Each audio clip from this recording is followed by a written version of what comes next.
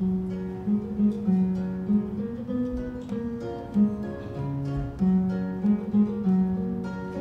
you're seeking freedom in a revolution, or if you're seeking freedom, you won't find it there. For once the guns stop blazing, you'll find it amazing how the world can drag on just as before.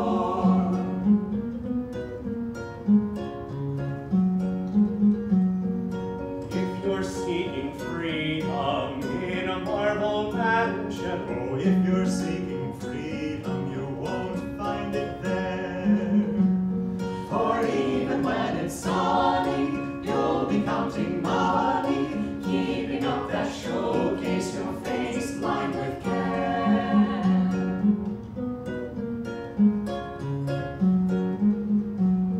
And if you're seeking freedom on a throne of power, oh, if you're seeking freedom, you won't find it there. For no one will obey you, what if they betray you? Tends to be enraging for foes everywhere.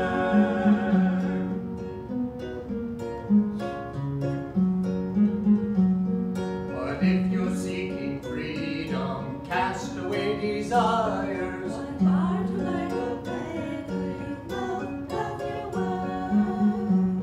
For never can you buy it, grasp and you deny it. Freedom can't be hoarded, it's free as the air.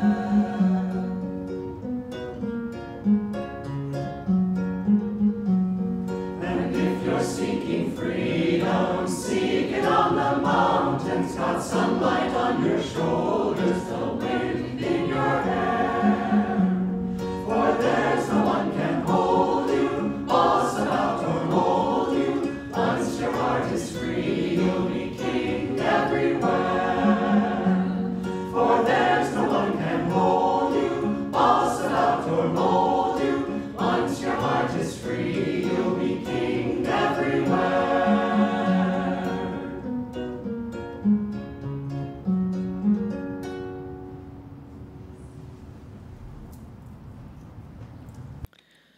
This reading is taken from Rays of the One Light, Weekly Commentaries on the Bible and Bhagavad Gita by Swami Kriyananda.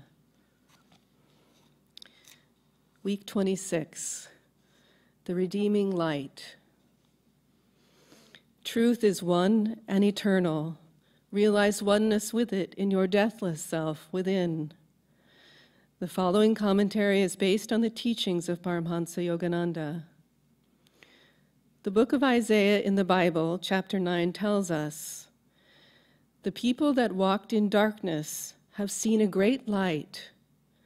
They that dwell in the land of the shadow of death, upon them hath the light shined." What is this light of which so many scriptures speak? In Autobiography of a Yogi by Paramhansa Yogananda, we read of an early experience the Master had with that light. I was blessed about the age of 8 with a wonderful healing through the photograph of Lahiri Mahashaya. This experience gave intensification to my divine love. While at our family estate in Ichapur, Bengal, I was stricken with Asiatic cholera. My life was despaired of. The doctors could do nothing. At my bedside, Mother frantically motioned to me to look at Lahiri Mahashaya's picture on the wall above my head. Bow to him mentally. She knew I was too feeble even to lift my hands in salutation. If you really show your devotion and inwardly kneel before him, your life will be spared. I gazed at his photograph and saw there a blinding light enveloping my body and the entire room. My nausea and other uncontrollable symptoms disappeared. I was well. At once I felt strong enough to bend over and touch Mother's feet in appreciation of her immeasurable faith in her guru. Mother pressed her head repeatedly against the little picture. O omnipresent Master, I thank thee that thy light hath healed my son. I realized that she too had witnessed the luminous blaze through which I had instantly recovered from a usually fatal disease. Where my light is, God once told a saint whom the divine light had healed, no darkness can dwell. The divine light, pure, calm, liberating, is the only final cure for every kind of delusion, ill health, emotional grief, and spiritual ignorance. Seek it daily in the silence, in deep meditation. As the Bhagavad Gita says in the 5th chapter, for whom that darkness of the soul is chased by light, splendid and clear shines manifest the truth, as if a sun of wisdom sprang to shed its beams of light. Thus, through Holy Scripture, God has spoken to mankind. Om.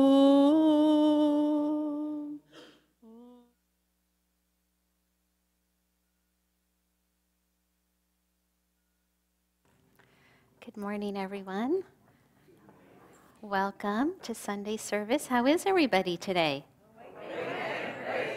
Yeah, I'm kind of convinced. How is everybody? Yay, thank you. Here we are, post Yoga Fest. Wow, that's a good affirmation, awake and ready after it. Thank you to everyone. Really, it was a huge event, a huge 4-day event, and there was no bit part anywhere in it. Thank you to everyone who lended your energy, your support, your prayers, your encouragement, your physical bodies. It all just, it made it what it was. And if one person didn't step in and do their part, it wouldn't have looked the way that it did. And it was pure magic. It was such a beautiful flow from one day to the other. And they were all so vastly different in what happened. And each day had its own magic. Seemed like each day got better, and that's not the right word, but was just as rich as the day before. And how could this get any better and rich? So thank you all. It takes many hands, as we know, to make a miracle. And this was a miracle. It was really something. I was talking, I think Daiva passed around a little note that we received from the contact at Pioneer Courthouse Square, because we held, for those who don't know, we held a big event on International Day of Yoga that day. And we had booths and vendors present, and we had classes and yoga demonstrations going on, and it was just music, and it was just really rich with ceremony. And they contacted us because they really wanted us. They said, is there any way that we could have ongoing meditations? One of the things that we offered, we had a little meditation area, and people were leading meditations on the half hour. So the note was so encouraging. I talked to Lindsay, who was our representative, a couple of days ago, and she said, that was so wonderful having you there. You don't know how much light you brought to the square. It was really amazing. And I thought, well, maybe this is why we did that event, as vast as it was. And that's what the topic is today, it's that redeeming light. It's to let go of those attachments, those things that keep us from remembering that. And in planning a big event like this, you have plenty of opportunities to practice non-attachment. And in one thing, in planning specifically that day on Thursday, we had 38 vendors and booth spaces, plus we had different stages where people were presenting. We had a yoga pavilion, a meditation area, etc. And as a small team was working on the layout and the design and how were we going to stage it being put together that morning, I became really attached to a particular detail. I was like, well, we should start at 8 a.m. Important. Because we were officially open at 11. And I remember talking to, again, representatives at the square, and just very kindly, I think that's a little bit early. I think 9 o'clock would suffice. And they gave me some reasons, but I didn't hear it. And the second phone call, I really think we should start at 8 o'clock. And then they started to give me good reasons, but I wasn't listening. I was quite attached, to that. It was interesting, and I wasn't at rest. I wasn't in that calm inner place. Again, that's what our reading's reminding us, to be, no matter what's happening, to be in that calm, inner, pure light. Finally, okay, after the third time, okay, so we'll start at 9 o'clock. Well, and we staggered everybody. Many of you know, you got just this email saying you have 10 minutes, and it was just staggered. And that morning, we happened to be in Laurelwood, and we were driving out to be at the square early. We thought, let's get there at 8 a.m. so we can get a lay of the land and see what it looks like. And when we left Laurelwood, it was foggy, it was a little drizzly, but no big deal. The weather was supposed to improve. But as we started to get into Beaverton, there were lights that were out, traffic lights, and then folks are sending us little texts that there was lightning strikes right in the community in town, and we're driving, and it's pouring. This is not like a light drizzle. It was, and he kept saying it was biblical. And I said, wow, if I had pushed, here it was, 8 o'clock, and it was biblical. That would have not been fun, for people. And so we arrived at the square a little after 8, because it took a while to get there with the lights being out, and there were the representatives. Oh, thank you. Thank you. See, people are always looking out. And then there we arrived at 10 minutes after 8 or whatever, and there was so much water on the canopies that they had people just pushing with, and water was pouring, and it was wet everywhere. And I went, aha. If we listen, we get these, I realized, God, I was so glad that I heard it finally after like the third conversation. It would have been miserable. And again, the masters remind us that we can live in that light. Let go of those attachments, those thoughts. Listen for the light. Listen for that light that's always there. It's always there. I didn't mean to go off on that, but I thought that was a cute story about non-attachment. But let's start with a reading from Whispers from Eternity, and this is Yogananda's book of prayer demands and poems. I built a fire of devotion in the dark forest of delusion. Alas, the fire only smoldered. Then thou didst come and set fire to a few of my frailties. That fire quickly spread, consuming the bushes of my prickly desires, my tall, towering vanities, and the thick underbrush of my arrogance. The whole forest of my darkness is blazing, and I behold only thy light shining everywhere. I thank thee, Father, for thy help. Help me thus always. Let me open a path of light for all to follow. Oh, amen. There's a beautiful story in the autobiography of a yogi when Yogananda was a little boy, and he was sitting on his bed meditating, and he asked the question, what is behind the darkness of closed eyes?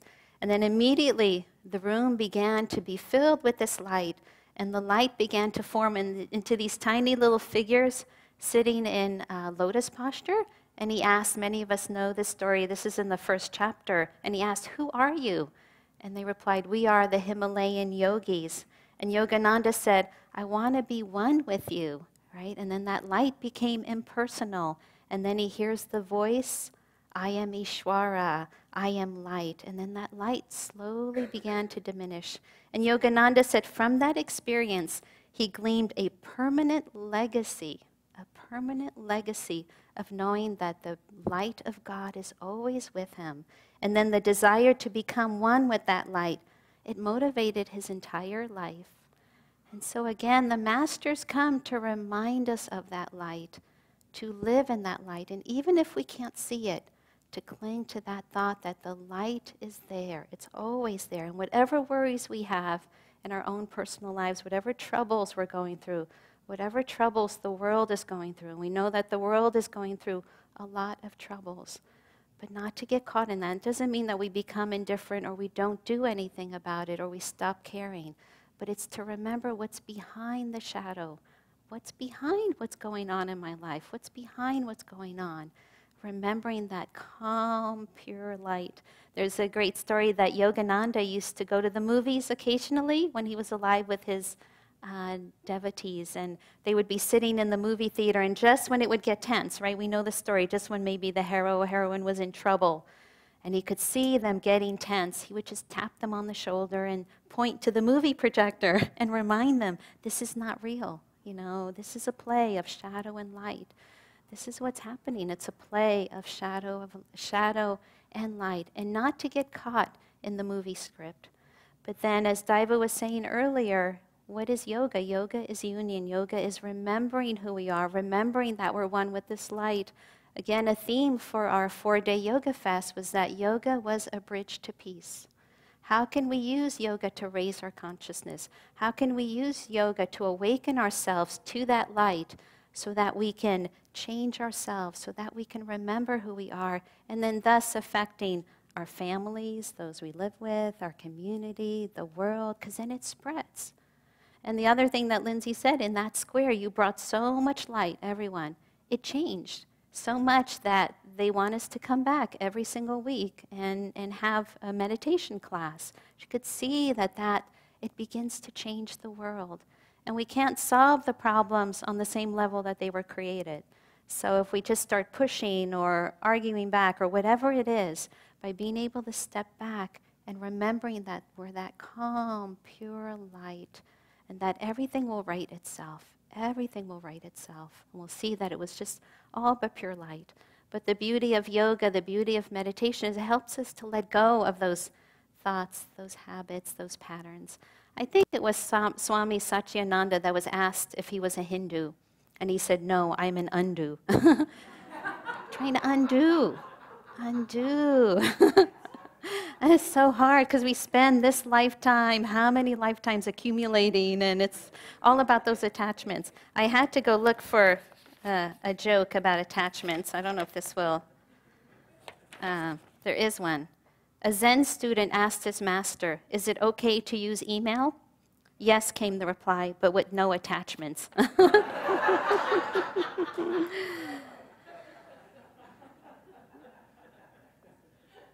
And then another one, I don't know if this was on a roll last night, but a Zen student, again, went to a temple and asked how long would it take him to gain enlightenment if he joined the temple.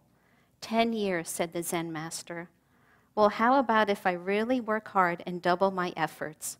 20 years. But they remind us, this topic is so encouraging, the redeeming light, because they remind us it's not impossible. That it's just right there.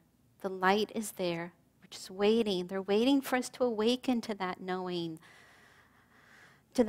inside of ourselves, to begin to share it however we can, whatever it is, in the moment, in the thought, and whatever. And we have no idea how it can bless us, bless our own lives, change us, and then as a result, change the world.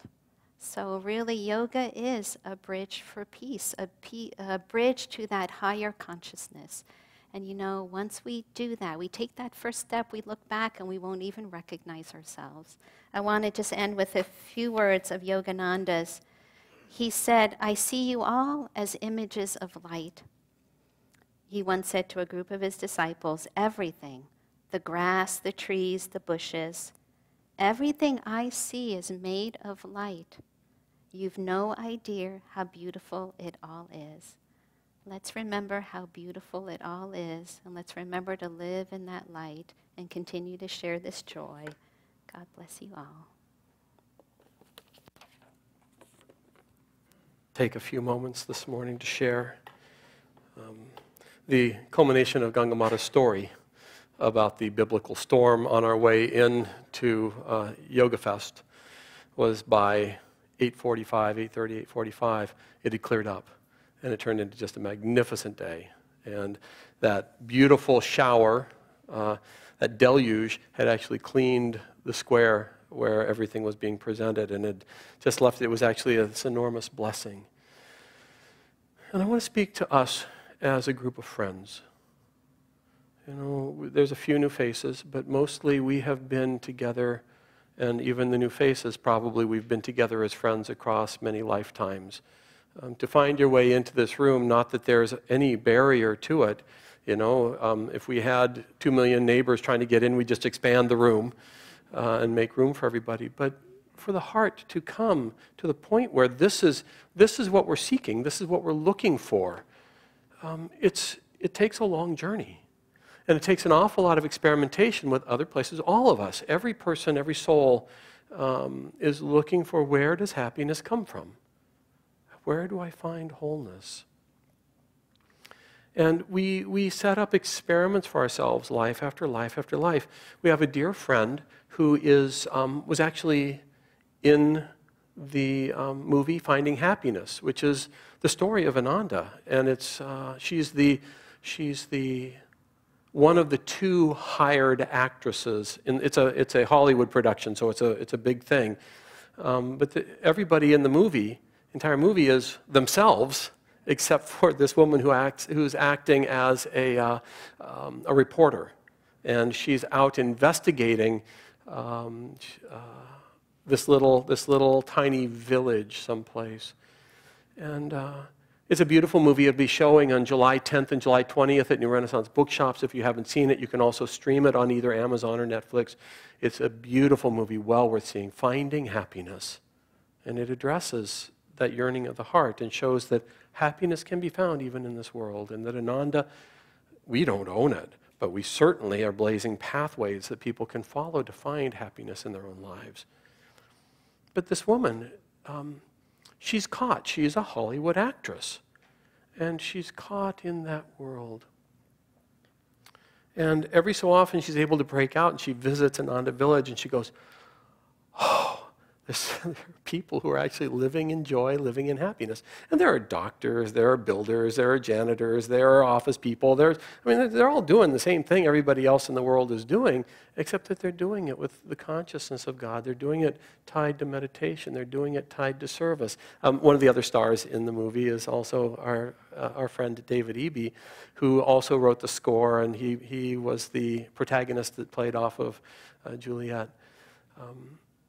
It's a wonderful story, but it talks to, we don't know how it works. There's more going on in this world than what it looks like. And we are certain, our experiment, the way we set up our experiments is, this is where happiness will be found. I will find happiness by doing blank. And then we do blank and we go, am I happy? And we look around at the people around us also doing whatever it is, and we go, are they happy? And the answer is, if in fact, in every single circumstance, they're trying to find happiness from the thing, the answer is universally no, because it only works half the time. And the other half the time, you're trying to manage it back into working. God would break the hypnosis when we're serious, when we're earnest about really finding happiness, when we're earnest about really finding how life works. God would break the hypnosis of us thinking we know how the world works and that we can will it into a form that matches our expectations.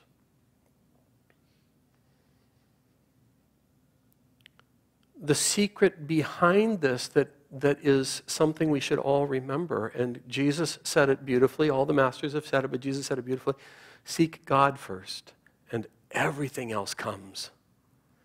But when we try and make the world look like we want it to work, we get out of harmony, we get out of tune with how it's really trying to work.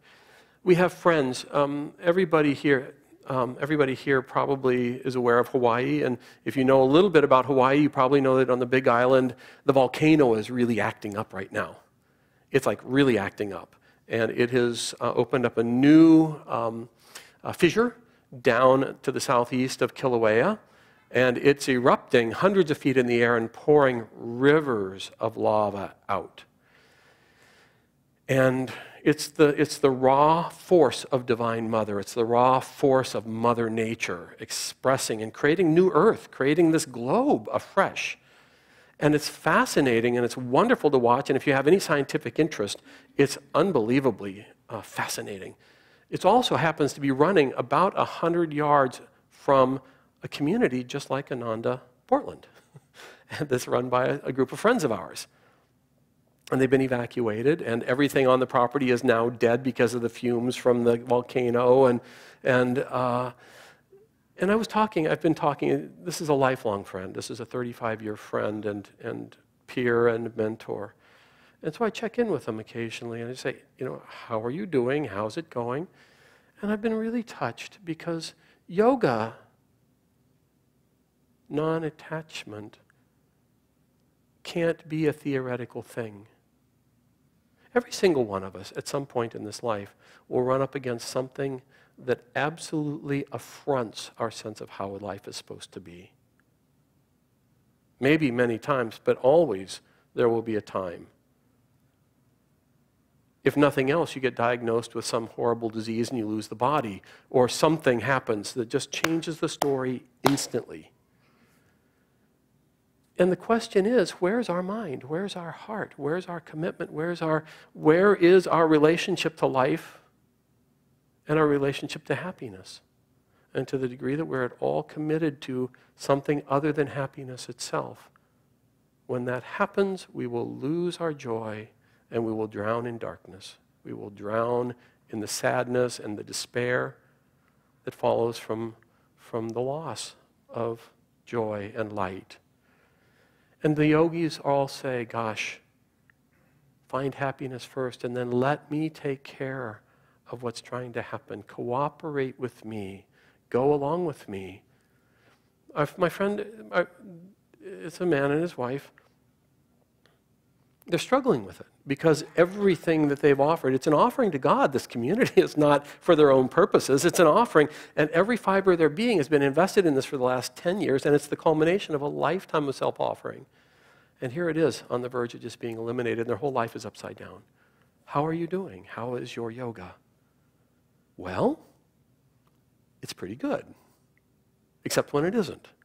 It's a real, Yogananda said, life is a struggle for joy all along the way. For everybody, it's a struggle for joy all along the way. It's a real battle. It's a real effort. And then he said, may I fight to win that battle on the spot where I now am. May I not change circumstances. May I not ask for something else to come. But let me open my heart and embrace what's happening right here and right now and feel for the light behind it. May I not be attached to the outer form, but be attached to the love and the beauty and the divine power and presence that's behind whatever's going on. May I live in that light. And always, we have to practice it when it's easy so we can practice it when it's harder. But my experience has been that every single time, without question, that I have opened to the next thing. I remember I was here in Portland from 1991 to 1995 in service. I was in the ministry. I was helping with build the work. We bought this temple at that time. We bought the community during that time. It was a very dynamic period of time, and I was very involved. And then, after about 3.5 years, I got put on factory recall. They said, you should come back to the village now. You should get a little bit of attunement. We need to do a tune-up on your consciousness here. You've gotten a little bit off. And I remember the question, how do I respond to this? Is this a gift? Is this an invitation? Is this punishment? I'm going to change. Everything in my life is going to change. Every single thing is just going to go away right now. And I remember thinking, I don't know where this leads, but let's find out. And the things that happened because of that created the kind of change in consciousness that brought us back 9 years later as spiritual directors. We don't know. We don't know how it works. What we do know is that we have a choice. And we either believe that God knows what he or she is doing and that God cares about us personally. And that by going deeper into our attunement and relationship with God, everything else will unfold. Or we have to believe that God's really stupid and doesn't know what he's doing and that we need to be in control. And I can tell you, from having watched my own life and the lives of now thousands of people, millions of people perhaps, that every time we make the second choice, every time we determine that God's really stupid, doesn't know what he or she is doing, and that the things in our lives are errors, we become contracted, we become more dead. The more we step in and say, okay, help me understand, help me cooperate, help me not be attached to form, help me be connected and attached to the flow of life, to the flow of joy, to the flow of possibilities. What happens is unbelievable possibilities unfold that could never have been there otherwise. And the things that are needed get a chance to happen. So it's just an invitation. You know, I would say to each one of us as friends and all of us together as friends, the last 2 weeks leading up to today, up to last weekend, 120 people came from around the country, around the world, to share with us and help us all remember the light together and experience it. And because of that concentrated energy, we changed the vibration of Portland and the Pacific Northwest and the world. That same 110 people scattered out across the planet do not have the power and magnetism to make a difference. Here we have 50 people of us, and we're here for an hour and a half together. But I would ask, with what intensity, with what focus, with what self-offering, and what point of reference? What would happen if we let go of our commitments to outer things? Doesn't mean we stop getting involved, doesn't mean we don't carry our worldly responsibilities. But what would happen if we made the light the choice, and the coming together the choice, and the support for each other the choice, and the friendship the choice? What would happen to our lives if we did that on a daily basis? Concentrated and consolidated and shared and brought other people into this vibration of inspiration and friendship and light. You know, changing consciousness, raising consciousness is the only hope for this world. It's the only thing that changes self-involvement and greed and self-centeredness and contractiveness and divisiveness. And we need each other. We need each other desperately to help us remember and to uplift and accentuate what we're aspiring to. So I would just say, let's take some time together as friends to reflect what's important, where am I trying to go with my life, and how can I go more deeply? How can I support my friends? How can we gather more? How can we meditate more together? It's in the stillness of meditation we perceive the light. We perceive ourselves beyond the outer form. We perceive wholeness in the midst of disaster. It's only in stillness. You know, as long as you have your eyes open, you remember you're a man or a woman. You remember you got a body or not. You remember whether it's working or not. You close your eyes, you go deep inside, you follow the breath, you get into stillness. You can't remember whether you're a man or a woman. You can't remember how old you are. You can't remember whether your body's working or not. All there is light and joy in the center of that. And then you open your eyes, and if you don't re-engage with that small identity, then that light and that joy radiate through and uplift everybody around. And you feel connected with everything that's happening. Let's do this together. That's the value of Yoga Fest. That's the value of coming to this temple. It's the value of yoga. That's what the Masters brought. Let's celebrate that together. Let's see what we can do together and how far we can take this in making a change in this world. And everything Yogananda used to say, that the instrument is blessed. I'm speaking to a bunch of musicians. The instrument is blessed by the music that flows through it. Everything that we offer into that light that flows through us uplifts us first, and we get the greatest benefit. Let's take a moment together. Let's enjoy. Let's let go of our attachments. Let's enjoy.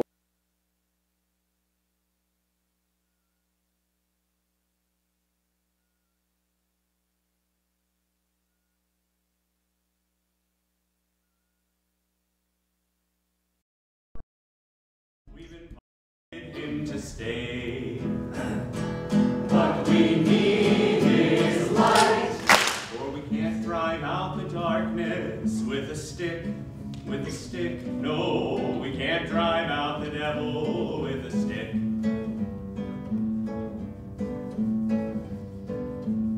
Some proclaim all men are sinners, can't escape the devil's might. How their interest must intrigue him, they won't let him out of sight. What we need is light.